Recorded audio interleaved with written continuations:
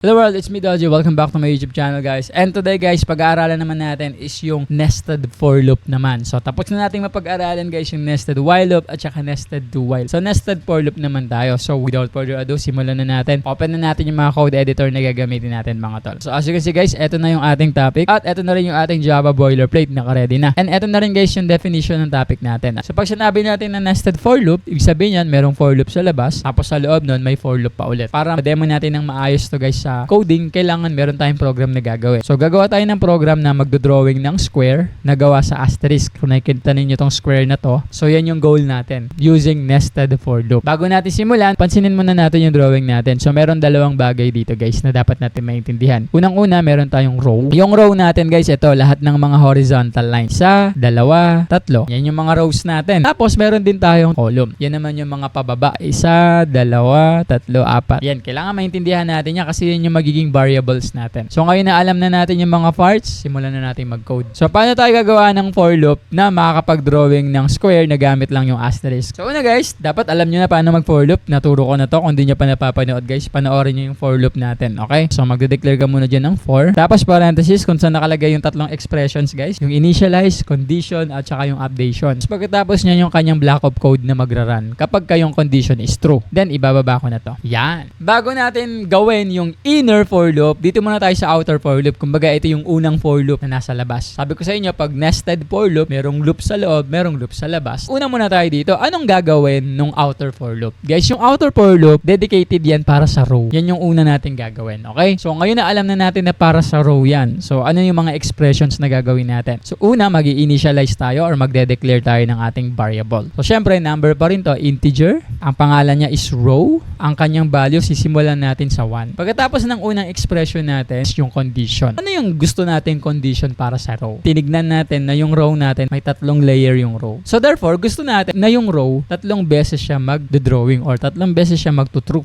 So kailangan natin ng condition na magre-return ng tatlong true. Okay? So paano yon? Gagawin natin ganito. Si row hanggat siya ay less than or equal to 3. Tapos, dahil makakuha tayo ng tatlong true, anong gusto natin mangyari every time na mag-true yung condition? Gusto natin mag-row plus plus. Mag-increment yung row ng isang beses. Okay guys, so anong ginagawa nito? Ito yung in charge sa row. Ngayon, sabihin na natin, oh, nag-true yung condition. What's next? Magra-run ngayon yung block of codes ng outer for loop. Ano yung nasa loob ng outer for loop? Di yung inner for loop, diba? Kasi ganun nga yung nested for loop Merong for loop sa loob ng for loop. Kapag ka nag-activate tong unang for loop, magra-run yung inner for loop. Bakit? Kasi siya yung nasa loob ng outer for loop. So dahil for loop din to guys, syempre, meron din yung sariling parenthesis at may sarili rin yung block of codes. Ano naman na magiging expressions nitong ating nested or inner for loop? Sa tingin mo, deserve ba ng channel na to na masubscribe? Kung oo, please wag mo kalimutan i-click yung subscribe button. Kasi habang lumalaki itong community natin, is lalo kami na-inspire na gumawa pa ng marami pang mga simple at madaling intindihin ng mga tutorial sa hinaharap kung loloobin ng Diyos. And in return, gusto ko sana mag-comment ka dyan sa baba kung ano yung mga topic na gusto mong gawa namin ng mga video tutorials. Yun lang naman, balik na tayo sa topic.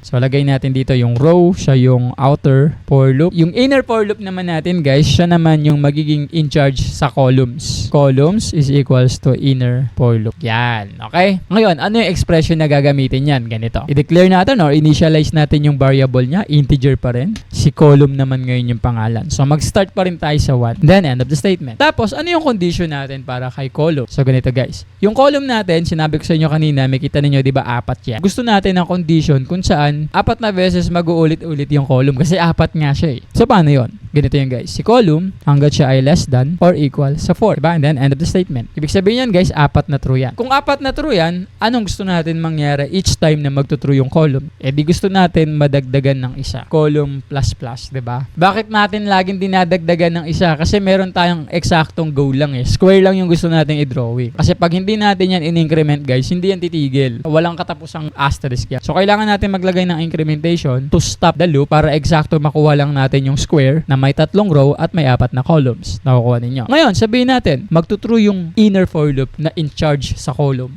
anong gagawin nun? Kasi meron din siya sariling block of codes. Pag nag-true siya, anong iraran niya? Doon na ngayon natin guys, i-display or ipiprint etong asterisk at saka space. Nakuha ninyo, ayan. Lagay ninyo yung system out, tapos ang ipiprint ninyo dyan, walang line ha. Kasi pag naglagay kayo ng line, bababa yan. So, isang straight yung gusto natin. So, ang lalagay nyo lang dyan is print lang. Print, tapos asterisk, and then space. Bakit naglagay ng space? Kasi pag walang space mga tol, magkakadikit yan. Ang pangit, di ba? So, sa unang loop ni inner for loop, magpiprint siya ng asterisk. Okay guys, so buburahin ko na to. Bigyan ko kayo ng idea. Magpiprint siya ng asterisk, at saka space. Yan yung unang loop. Ano sunod na mangyayari? Magluloop siya ulit. Kasi nga, 4 na beses na true yung column eh. Ibig sabihin, pag loop niya ulit, same thing happen, magpiprint na naman yung asterisk at saka space. Ikalawa pa lang. Tapos, lalabas na ba siya ng inner? Hindi pa rin. Magluloop na naman siya. Bakit? Kasi nga, 4 na beses eh. So, ibig sabihin mga tol, 4 na beses tayo makakuha ng ganito. Yan. Kapag ka nag-4 na, tapos mag-update, edi magiging 5 na, 5 na yung value ni column. Magpo-false na yung ating inner for loop. Lalabas na ngayon tayo ng inner for loop. Balik na tayo sa outer for loop. Ano ngayon ang iraran natin sa outer for loop? So dito guys, sa outer for loop, magpiprint tayo ng print line. Walang laman ha, print line lang. Kumbaga, in-next line lang natin. Bakit natin in-next line? Kasi guys, pagkatapos ng 4, anong sunod? Tuloy-tuloy ba o kailangan bumaba? Di ba kailangan bumaba? So magpiprint line tayo dito. Pag print line natin, ano mangyayari? Tapos na ba? Hindi. Magluloop ulit yan. Kasi yung unang row natin, true yun. Okay? Yung first column, first row pa lang yun. So, second time around, ang magiging value na ni row is magiging 2 na yung value niya. At dahil 2 na yung value niya, true pa rin yung condition kasi hanggang 3 nga eh. So, magluloop na naman yung column ng 4 na beses. So, 4 na beses na naman na ganito sa second row. At pagkatapos ng 4 na beses, print line, bababa na naman siya. Tapos na ba? Hindi pa. Kasi yung row, yung value niya is 2. So, true pa din. Ibig sabihin, kung true pa din yan, guys, mag-i-increment pa din, magiging 3. Eh di magrara na naman ngayon ng 4 na beses tong column. Another ganito na naman. Pagkatapos niya mag-run ng 4 na beses, mag-update yung row. Magiging 4 na. Pag 4 na yung value ni row, guys, true pa rin ba? Eh di magpo-false na kasi hanggang 3 lang naman eh. Pag 4 na, hindi na yun totoo. Therefore, ang makukuha lang talaga nating output is ito, guys. Nakukuha ninyo. So ngayon, para masubukan natin, talaga bang yan yung makukuha nating output? So, i-run natin. Sige, tignan natin. So, i-run natin mga tol. Ayun. So, guys, alam ko kung gaano kahirap mag-aral sa mga tutorial videos kasi kailangan ko pang mag-backward, forward. Kaya naman guys, gumawa ako ng PDF notes kung saan doon na nakalagay lahat ng list of topics, definitions, code example, at saka mga code explanations. In fact guys, mas marami pa siyang lamang impormasyon kumpara sa mga tutorial videos natin. And doon ko din nilagay guys yung mga link ng mga unlisted tutorial videos. Pag sinabi nating unlisted, ito yung mga tutorial videos guys na hindi naka-public pero pwede mo mapanood kapag ka meron kang link which is nandun nga sa PDF. And napakahalaga rin guys na meron tayong notes kasi kapag ka magpa-practice na tayo mag-code, hindi na natin kailangan pang manood ulit ng mga videos kasi meron na tayong binabasa at tinitignan. So if you're going to ask me, is it worth it? Of course guys, it's worth it. Kasi mapapakinabangan mo to sa pagpa-practice at pag-aaral mo ng coding. So if you are interested guys, andyan yung link sa description sa baba. Back to the topic. Ang nakuha nating output is ganito. So ganyan natin ginagamit guys yung nested for loop. So medyo tricky lang talaga siya pakinggan, no? Kaya mahalaga pag naintindihan ninyo, nagkaroon kayo ng grasp, kailangan ninyong practicein, gawa kayo ng hindi lang square, no? Isip kayo ng ibang task na pwede natin gamitin yung for loop. So napakadami niyan mga tol. And kung hindi niyo naintindihan talaga, ulitin niyo lang yung video guys para maintindihan niyo kung paano ko pinaliwanag. Okay?